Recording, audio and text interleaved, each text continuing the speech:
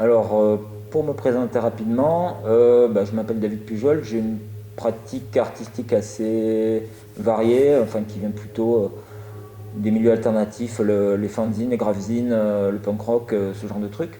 Je me suis intéressé il y a une dizaine, quinzaine d'années aux arts premiers. Bon, j'avais quelques masques chez moi sur les murs, mais qui étaient plus du masque de théâtre japonais, no, des choses comme ça. Je suis tombé sur des masques du Népal qui sont très stylisés, très graphiques, qui rappellent un peu la ligne claire justement. J'y ai repensé récemment. J'ai eu envie d'en faire par un hasard en fait, en faisant une rando. Je suis tombé sur des morceaux d'écorce qui faisaient des sortes de pareidolie, c'est-à-dire que c'était un morceau d'écorce de conifères, je pense, et avec deux trous qui faisaient voilà, qui faisaient deux yeux. C'est comme ça qu'en collectant, j'ai commencé cette série. Alors, pendant quelques années, j'ai commencé à me dire que j'allais créer un corpus d'éléments de faux arts premiers, entre guillemets, parce que bon, il y avait cette dichotomie entre ce qu'on appelle art premier pour des cultures extra-européennes et ce qu'on appelle folklore ou croyance ou je sais pas quoi pour tout ce qui est en Europe. Donc j'ai voulu commencer à faire des objets qui avaient disparu, des reliquaires, des choses comme ça populaires. Donc j'ai fait des masques, j'ai fait des statuettes. Mais des fois, je tombais sur des choses qui me rappelaient des masques, sous le principe de la pareidolie, par exemple, bon, classique, un bidon flotté sur la plage, qui avait un peu été patiné par les éléments. Donc bon, voilà, j'en ai fait un ou deux que j'ai mis sur mon mur.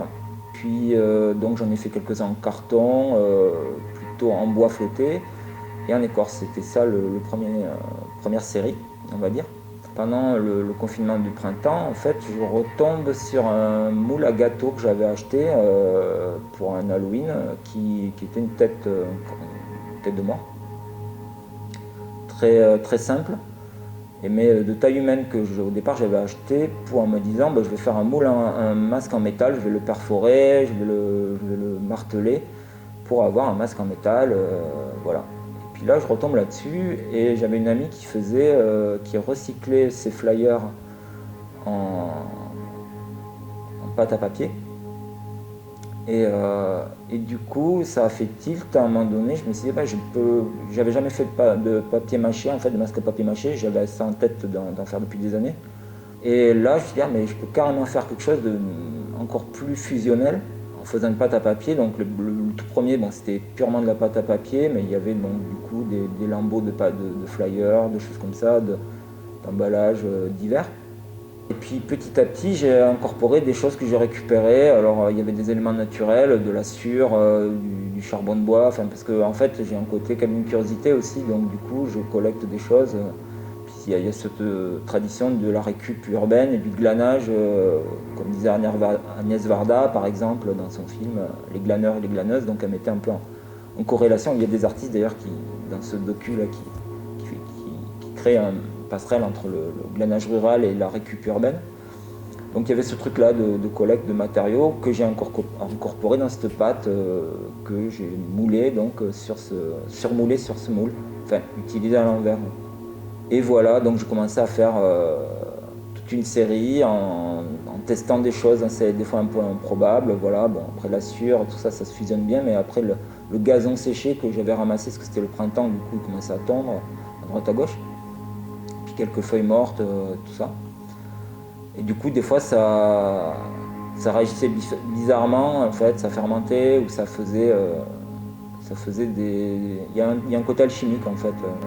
Après, ce qui est important aussi chez moi, c'est l'envers du masque. C'est-à-dire que les gens qui collectionnent les masques, souvent, regardent aussi l'envers du masque, parce que souvent, il y a une patine du fait que ça a été porté, notamment au niveau du nez. Après, bon, justement, les faussaires aussi jouent là-dessus, c'est-à-dire qu'ils patinent. Voilà, quand je faisais des masques à bois, je les patinais aussi. Mais du coup, les masques que je moule, en général, je mets les tout premiers, je ne l'ai pas fait, mais je mets des bouts de journaux qui,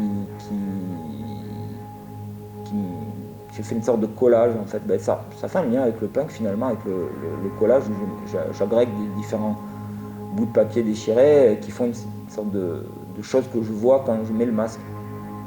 Et du coup, pour moi, il y a ce côté vivant. Le masque que je porte là est le premier que j'ai refait avec ce reconfinement automnal. Donc là, par exemple, il y a des coquilles d'amandes que j'ai ramassées en me baladant, un bout de bois, des champignons automnaux, je sais pas si ça se dit. Bon, voilà, des champignons parasites des arbres, plein de choses comme ça, et du papier. Et ma première attestation de dérogatoire en lambeaux, en fait, qui fait l'envers du masque que je peux voir là actuellement, presque en penchant mon regard. Ça remonte à la Lombardie, je crois, la première trace du mot masque, et bon, j'ai découvert ça quelque temps avant le confinement. Donc du coup, sachant que bon, l'épidémie, le premier confinement en Europe, c'était en Lombardie. Il y avait des sortes de télescopages historiques assez troublants. Et donc ça désignait, je crois, le fantôme, voilà, ça viendrait d'un linge qu'on mettait sur les morts. Et puis récemment, j'ai fait aussi un lien mental avec les masques mortuaires en fait, qu'on fait pour garder la trace des défunts. Et puis aussi, je suis retombé sur des choses archéologiques, par exemple les surmolages qu'on faisait sur les crânes au néolithique. Voilà, ce genre de choses.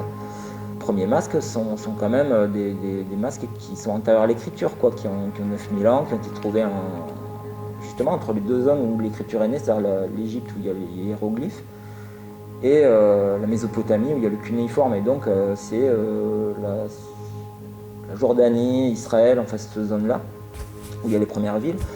Et donc il y a des masques qui sont des masques en calcaire, très stylisés et tout. Et moi, ça m'a vraiment fait tilt a posteriori, c'est-à-dire que bon, j'avais pas du tout ça en tête.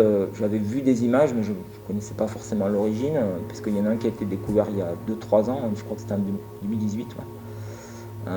Parce qu'ils sont très très rares ces masques, il y en a je crois une quinzaine. Donc des masques néolithiques. Et donc, ouais, ça a fait tilt, parce que bon, je broie du papier, qui est en général écrit, qui est un peu souvent des pubs en fait. Par exemple, j'avais aussi des trucs, journaux gratuits qui filent dans le métro, des choses comme ça. Donc des rebuts de la société ultramoderne, entre guillemets, pour faire quelque chose de primal.